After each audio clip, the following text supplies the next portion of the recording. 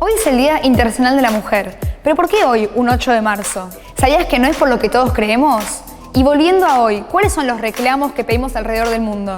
Que se celebre un 8 de marzo se debe al movimiento femenino en la Revolución Rusa y a la diferencia entre el calendario gregoriano y el juliano.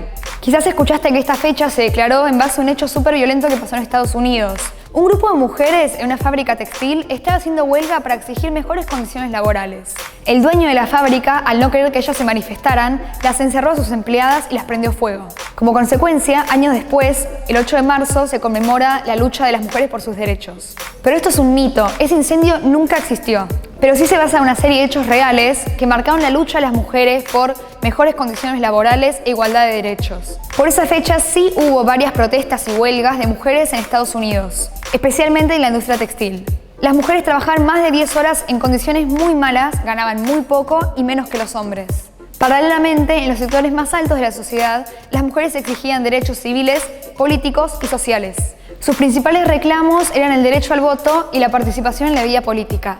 Ellas no podían votar ni tener ningún tipo de decisión. De hecho, un gran hito del movimiento feminista es cuando en 1848 en Estados Unidos se organiza la primera convención de las mujeres por sus derechos civiles. Y el 28 de febrero de 1909 se conmemora por primera vez en Estados Unidos el Día Nacional de la Mujer por iniciativa del Partido Socialista. Pero eso no fue solo en Estados Unidos. Entre 1909 y 1917, alrededor del mundo las mujeres estaban organizando huelgas, manifestaciones y conferencias para exigir derecho al voto, acceso a cargos públicos, igualdad de condiciones y un mejor salario. En 1910 en Copenhague se propone un Día Internacional de la Mujer, pero no se decide una fecha.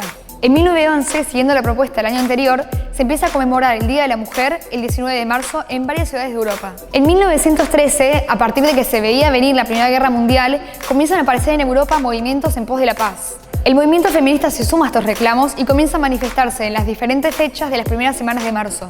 Mientras tanto, en Rusia, ese año se empieza a celebrar el Día de la Mujer el último domingo de febrero. Esto dura por varios años más, hasta que llega el histórico 1917 ruso. Como reacción ante los estragos de la guerra, las mujeres se declaran en huelga y piden paz y pan. A pesar de las críticas que recibieron por rebelarse y por no esperar a la protesta anual de trabajadores, la huelga logró lo impensable. Se sumaron miles de personas. A los 4 días el zar abandona su cargo y el gobierno provisional les concede el derecho de voto a las mujeres. Esta histórica huelga se hizo justamente el último domingo de febrero, es decir, el 23 de febrero de 1917 en el calendario ruso.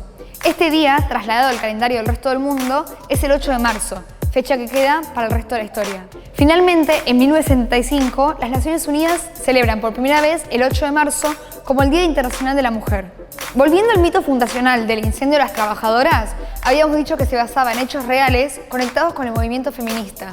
En 1911, en medio de la ebullición feminista de que pedían por los derechos laborales y civiles, sí sucede un hecho trágico. Se prende fuego una fábrica de camisas donde mueren 146 trabajadores, de los cuales 126 eran mujeres y niñas. Eran en su gran mayoría mujeres inmigrantes de entre 14 y 24 años que no pudieron escaparse porque los dueños cerraban las escaleras de emergencia con candados para que no se roben las telas. Esto fue un 25 de marzo. Si bien no es el incendio que conocemos porque no encerraron a propósito a las trabajadoras, sí puso en evidencia las malas condiciones laborales y el desprecio de los trabajadores. Este hecho marcó la lucha por los derechos laborales y también el feminismo, que a partir de este momento creció como movimiento.